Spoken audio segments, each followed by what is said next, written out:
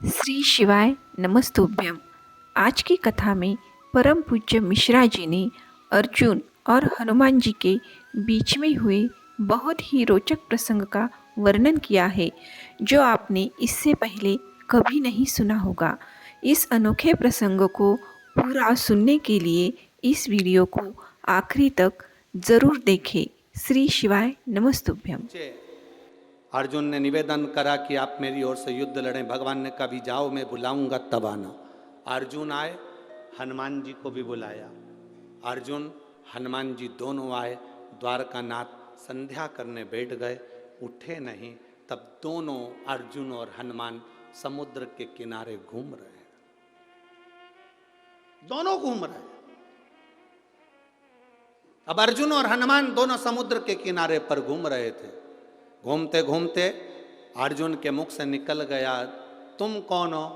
हनुमान जी ने कहा, मैं राम का सेवक हनुमान, राम भक्त हनुमान। अर्जुन ने कहा, वो राम जी जिन्होंने बंदरों से पत्थर फिगवाए थे, सेतु बनवाया था, तब पार उतरे थे, और मैंने सुना बड़े वीर योद्धा थे। वो चाहते अगर मेरे जगह पर मैं होता तो पत्थर फेंकने नहीं देता, एक बाण छोड़ता, यहां से लेकर समुद्र के उस पार पुल बना देता। अर्जुन ने कहा, मैं होता तो पुल बना देता, बाण छोड़कर यहां से लेकर वहां तक का एक पुल तैयार कर देता। हनुमान जी ने कहा, तू पुल बनाता, मेरे जैसा एक बंदर लात रखता तो टूट जाता। तो पुल बनाता, मेरे जैसा बंदर एक लात रखता, बानर, टूट जाता। अर्जुन ने कहा, टूट नहीं सकता,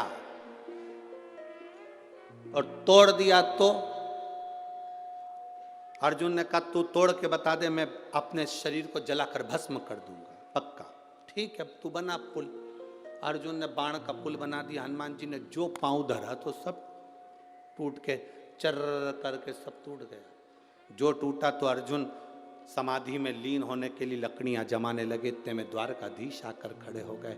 अर्जुन, क्या कर रहे हो? मैं हनुमान से हार गया, इसलिए मैं शरीर को त्याग रहा हूं। अर्जुन, तुम हनुमान से नहीं आ रहे हो, तुमने राम की निंदा कर दी है। जो जीव परमात्मा की निंदा करता है, चाहे राम की करे, चाहे कृष्ण की करे, चाहे संत की करे, चाहे साधु की करे, चाहे गुरुजन की करे, चाहे शिव की करे, संसार में जन्म लेने वाला अगर मनुष्य संत गुरु भगवान की निंदा करता है तो वो कभी उन्नति की सीढ़ी पर नहीं चढ़ सकता, वो नीचे ही धकेलेगा, जाएगा जमीन, वो ऊपर नहीं जा सकता, वो ऊपर की ओर नहीं बढ़ेगा। तुमने निंदा करी है, निंदा, इसका फल तो तुम्हें भोगना ही है, निंदा।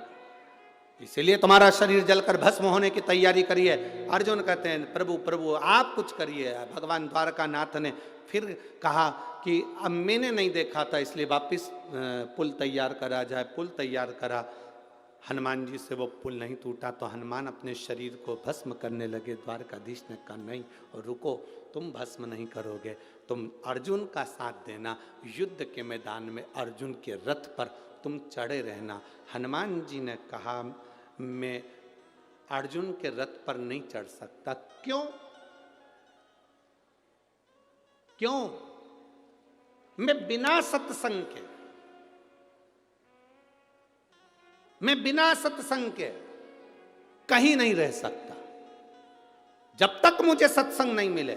हनुमान जी जहां कथा होती है वहां जाते हैं, कहीं सत्संग मिलेगा मैं जाऊंगा, मैं बिना सत्संग के नहीं रह सकता। भगवान कृष्ण ने कहा, तुम अर्जुन का साथ दो, मैं तुम्हें कुरुक्षेत्र के मैदान में स्वयं सत्संग कराऊंगा, प्रवचन दूंगा, कथा कहूंगा, मैं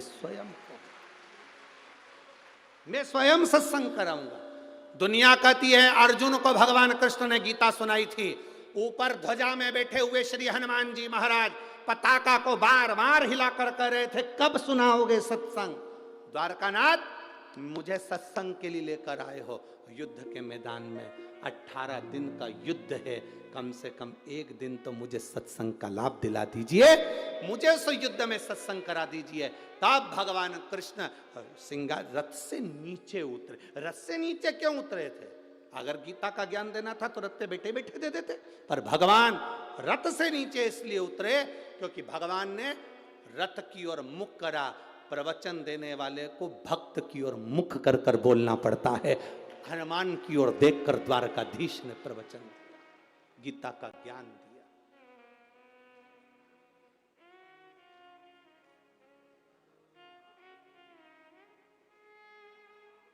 शंकर सुमन कैसे